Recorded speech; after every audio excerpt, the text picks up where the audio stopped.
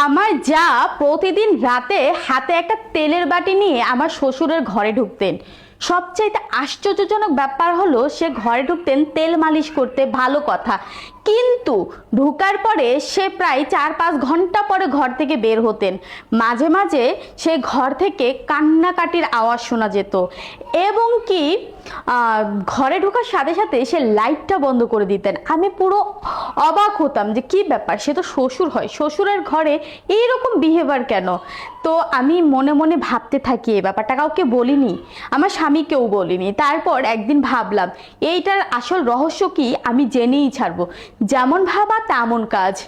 আমি একদিন আমার যা ভিতরে ঢুকতে যায় তেলের বাটি নিয়ে, আমি তখন তার হাতটা ঠাস করে ধরে ফেলি।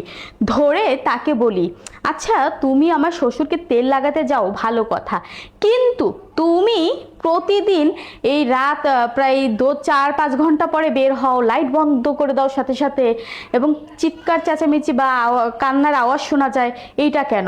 তখন আমার যা আমাকে বললো, আচ্ছা তুমি যেহেতু আমাকে ধরেই ফেলেছো, আজকে রাতে তুমি যাবে তেল নিয়ে।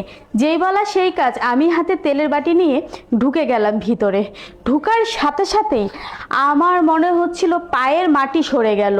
এ কি, আপনারা শুনলে আপনাদের পায়ের মাটিও সরে যাবে। যাই হোক, আমি এই অদ্ভুত ফ্যামিলিতে বিয়ে করে আসি। ফ্যামিলিটা আসলে অনেকটাই অদ্ভুত লাগে আমার কাছে। তো আমি জানতাম যে তার যা আর আমার শ্বশুর ছাড়া আমাদের এই ঘরে কেউ নেই, আমার ভাসুর থাকে বিদেশে, কিন্তু ভাসুরের কোনো আলামতই দেখতে পাচ্ছিলাম না। যাই হোক, প্রায় সময় শুধু দেখতাম আমার যা তেলের বাটি নিয়ে শ্বশুরের ঘরে প্রতিদিন রাতে যায়, কিন্তু আমার শ্বশুর তো আমাকে কোনোদিন বলে না তেল লাগাতে তার পায়ে। তো এটা নিয়ে আমি খুব অবাক হই, আমার স্বামীকেও কিছু বলি না। না বলে আমি মনে মনে ডিসাইড করলাম যে আসলে কি হয় ভিতরে আমি দেখব।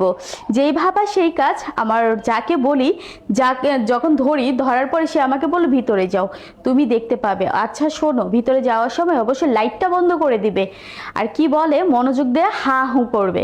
Okay fine.